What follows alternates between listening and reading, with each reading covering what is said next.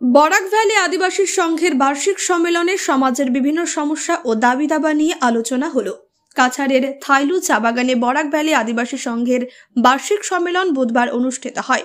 এদিন সমাজের বিশিষ্ট জনেরা উপস্থিত থেকে প্রদীপ প্রজ্বলন সহ নানান অনুষ্ঠানের মাধ্যমে সম্মেলনের সূচনা করেন। সম্মেলনের শুরুতে উদ্যোক্তারা সমাজের জ্বলন্ত বিভিন্ন সমস্যা ও দাবি দাবা নিয়ে আলোচনা করেন। সংবাদ মাধ্যমের সঙ্গে কথা বলতে গিয়ে সংঘের কর্মকর্তারা জানান, পিছিয়ে পড়া সমাজের জনগণ সরকারি বিভিন্ন সুযোগ সুবিধা থেকে দীর্ঘদিন যাবৎ বঞ্চিত রয়েছেন।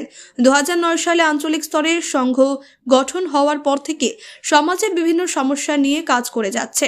অনেক ঘাত প্রতিঘাতকে পেছনে ফেলে উপত্যকার 3 জেলা নিয়ে গঠিত বরাক ভ্যালি আদিবাসী সংঘ বর্তমানে শিক্ষার বিকাশ, রাস্তাঘাট, পানীয় জল সহ অন্যান্য সরকারি নিয়ে লাগাতার লড়াই চালিয়ে যাচ্ছে।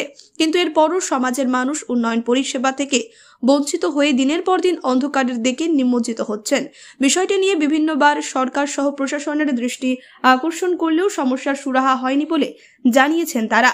ফলে সম্মেলনের মাধ্যমে উদ্যোক্তারা আদিবাসী শিক্ষিত বেকারদের চাকরি প্রদান, রাস্তাঘাট নির্মাণ ও পানীয় জল, শিক্ষা, স্বাস্থ্য সহ জমির পাট্টা প্রদানের দাবিতে বরাক উপত্যকা উন্নয়ন বিভাগের মন্ত্রী কৌশিক রায় সহ মুখ্যমন্ত্রী ডক্টর হিমন্ত বিশ্ব শর্মার দৃষ্টি আকর্ষণ করে পিছিয়ে পড়া সমাজের উন্নত সাধনে সহযোগিতার হাত বাড়ানোর আবেদন জানিয়েছেন।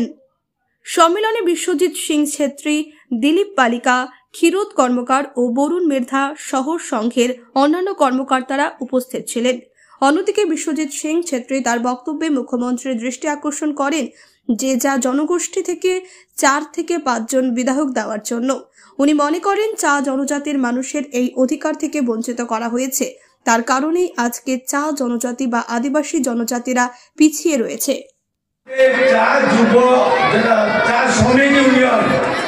ওরা মিলে ফাইট করে আমাদের চা টি গার্ডেন, এক্সটি গার্ডেনকে ভোটের অধিকার দেওয়া হয়েছে 1986-এ। এর আগে আমাদের ভোট দিবার কোনো অধিকারই ছিল না।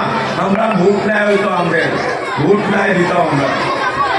কিন্তু আমাদের দুর্ভাগ্য একটা, এখন আমরা ভোট দিচ্ছি। আমরা আগে দেখেছি যে আমাদের এই বরাক ভ্যালিয়ে আমাদের 5টা 6টা এমএলএ থাকতো, কিন্তু এখন আমরা মাত্র একটা এমএলএ এবং যিনি মন্ত্রী হয়েছেন কৌশিক রায়কে পেয়েছি।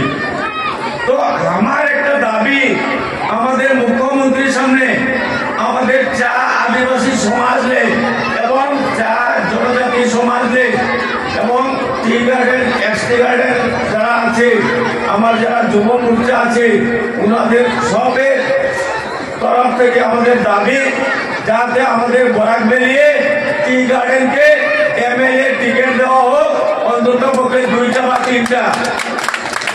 এবং আমরা আজকে দেখেন ভালো করে পড়ালেখা করান, সুন্দরভাবে ছেলে মেয়েকে মানুষ বানান। আমাদের জন্য আরো যারা পূর্বপুরুষ ছিলেন, যারা ফাইট করে গেছেন, যারা চাকরি দিয়ে গেছেন, এই জগন্নাথ সিং, এই দীনেশ প্রসাদ গোয়ালা, আমরা ওনাদেরকে ভুলতে পারবো না। কারণ এই জগন্নাথ সিং আর এই দীনেশ গোয়ালা কে সঙ্গে আমি এবং ক্ষীরোদ কর্মকার দরবার করেছি, ঝগড়া করেছি, করে আমরা আদায় করেছি আমাদের ছেলে মেয়েকে। আপনি নাম বলেন, আমি নাম বলতে পারবো। আমার বাকি গার্ডেনের কয়টা ছেলেকে আমি চাকরি দিয়েছি, 22টা ছেলেকে চাকরি দিয়েছি আমার টি গার্ডেনের। আমার বালাগঞ্জ, নেদিয়াজোড়া, খড়গপুর, ওই এখানে বসে আছে আমার রবি আমাতো, ওয়ার্ড বস্তি 2টা ছেলেকে চাকরি দিয়েছি স্কুল মাস্টার। তো ওইটা আর আইসি দিয়েছে, আইসিডিসের যত ওয়ার্কার সবচেয়ে বেশি চাকরি দিয়েছি আমি এবং ক্ষীরোদ কর্মকার। আমরা ক্যাপাসিটি নাই, ওইটা ক্যাপাসিটি আর দয়া ছিল আমাদের মন্ত্রী দীনেশ গোয়ালা এবং অজিত সিং এর। নমস্কার। আজকে আদিবাসী সংঘ, বরাক ভ্যালি আদিবাসী সংঘর সভা থাইলুতে অনুষ্ঠিত হয়েছে। আমরা 2009 সনে এই আদিবাসী সংঘ প্রথম স্টার্ট করে আঞ্চলিকভাবে আমাদের কনস্টিটিউন্সি ওয়াইজ, এরপরে এই আদিবাসী সংঘ সংগঠনকে আমরা বরাক ভ্যালিতে পরিণত করেছে পুরা বরাক ভ্যালি নিয়ে।